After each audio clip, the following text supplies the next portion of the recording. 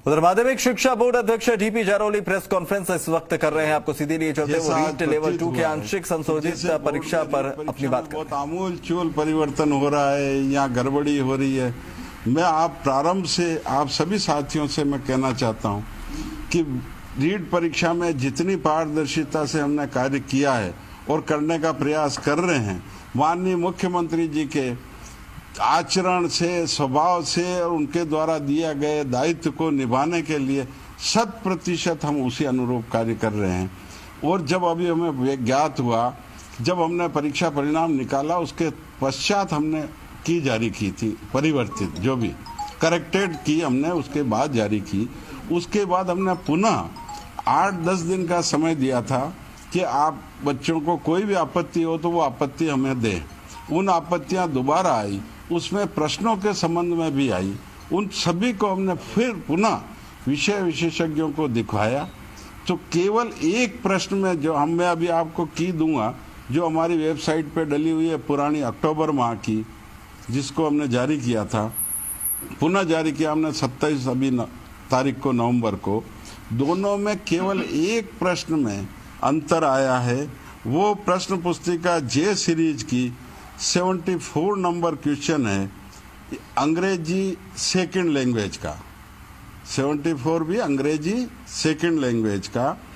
उसमें पहले उत्तर था ए और सी, करेक्ट किया था हमने, अब हुआ है बी और सी। उसमें सी तो एज इट इज है, ए के स्थान पर बी हुआ है। वो प्रश्न सीरीज जे में है 74, के में क्वेश्चन है 81, एल सीरीज में है 72 और एम सीरीज में है 65।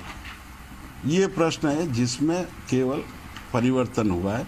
इसके अतिरिक्त हमने की पुनः जारी किया, और जिस तरीके से कि बोनस 6 में है, 7 में 2 उत्तर है, ये पहले भी थे और अभी भी यथावत है।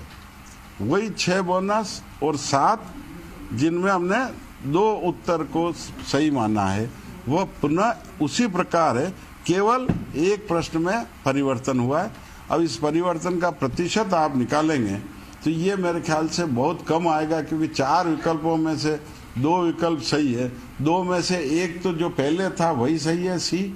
जो अधिकांश अगर प्रतिशत वाइज निकालें तो 80% वही उत्तर सही है, 20% दूसरा जो सही है वो भी उत्तर।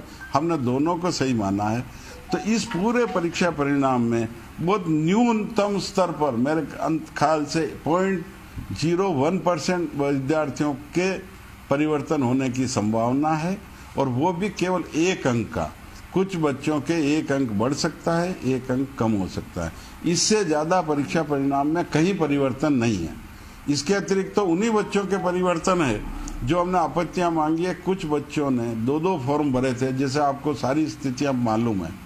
2 फॉर्म भरे थे और 2 फॉर्म में, एक फॉर्म में उसने भाषा भरी हिंदी और संस्कृत, दूसरे में भरी हिंदी और इंग्लिश।